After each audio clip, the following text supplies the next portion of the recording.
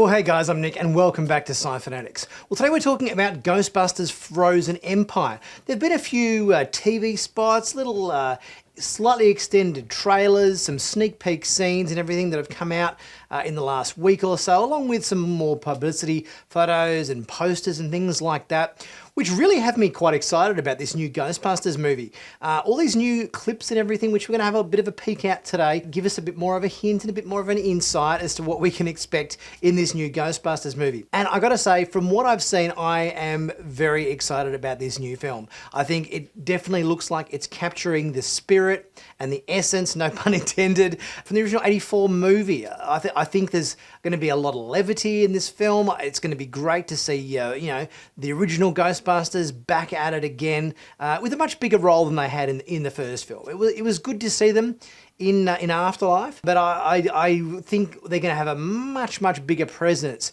in this new film, and it's really exciting to see exactly what they're going to do. And we're back in New York with the Ghostbusters Firehouse. I've seen some behind the scenes clips and everything, which showcase some of the production design and everything, showcasing that Ghostbusters Firehouse, and it looks fantastic. And did everything they could to replicate everything down to the finest detail, from what I can tell from the original two movies back from the 80s. It really definitely feels like we're going to get a bit of a Ghostbusters greatest hits in this film, bringing back some of the old ghosts from the original film and everything, obviously with Slimer and the library ghost and the lions outside the front of the New York Public Library and all of the classics from the original film. New York is such an iconic part of the Ghostbusters DNA. It was the one aspect that I kind of felt was a little bit lacking in that previous film, is just taking the Ghostbusters out of that New York environment just seemed to take something away from the recipe that makes Ghostbusters great.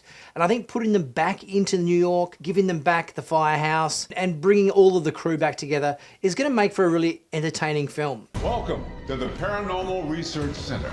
He's cute. What is it? This is the start of the apocalypse. Disgusting. That's...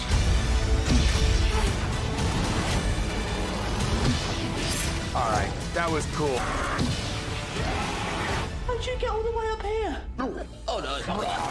One thing that surprised me quite a bit is the running time for this film. It's quite a bit shorter than most modern films. It tends to be more so the case with films these days that you get these very bloated running times where it's 2.5 hours long, or even in 3 hours long, or 3 hours 45 minutes long. These really long films. But this Ghostbusters movie is under 2 hours. It's a little bit over an hour and a half. I think it's looking at around 109 minutes or something to that effect. So it's far shorter than a lot of films tend to be these days.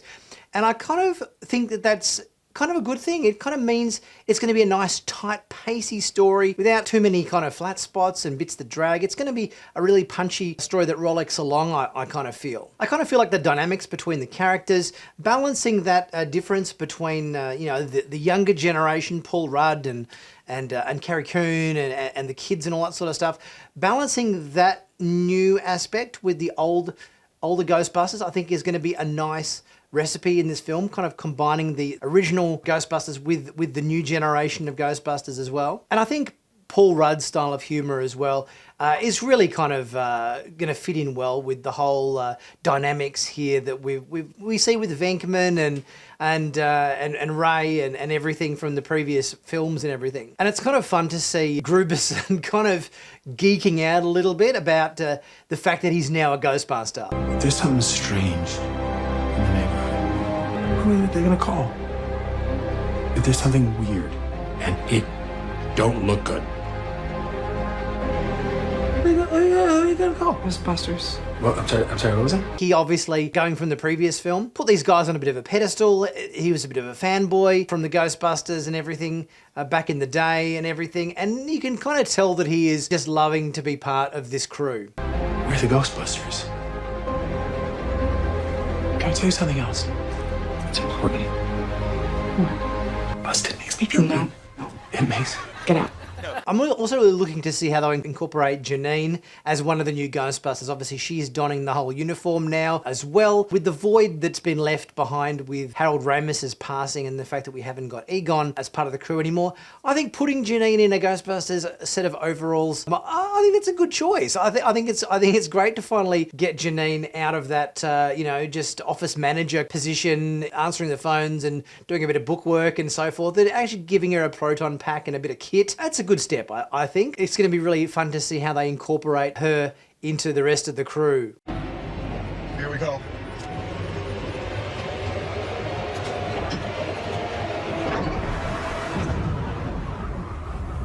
Can I be of any help? Son of a Rick.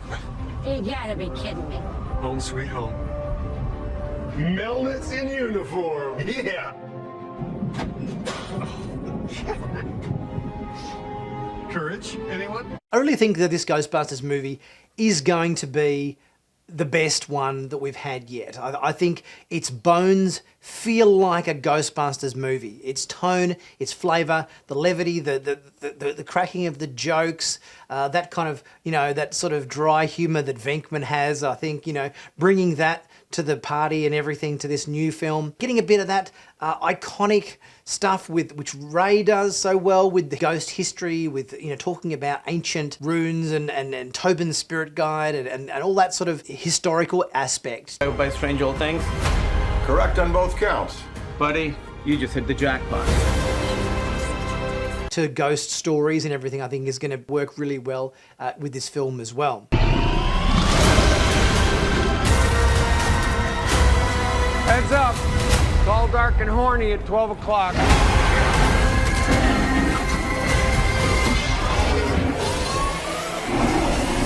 Of course, I'm going to be doing a review of the film when it comes out. I've already got my tickets next week, and as soon as we've had a look at the new film, I'll be coming straight home and getting stuck into my review of that next week. So be sure to stay tuned for that.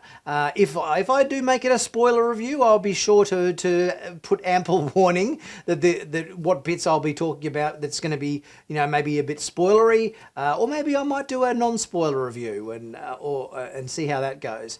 But keep your eyes out for that, because as I said, a huge Ghostbusters fan, and I can't wait to see what the new movie has in store for us when it hits our cinemas next week. Guys, if you haven't subscribed to Sci-Finatics yet, please be sure to do so. Click on that big subscribe button to stay current and up to date with all the latest sci-fi TV and movie news on YouTube.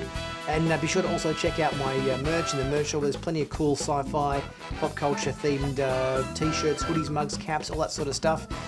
Sales have been a bit down this year, but hopefully you can check that out and pick yourself up a bargain and help support the channel at the same time. Much appreciated. Guys, I'll be back very soon with my next video. I'll see you soon.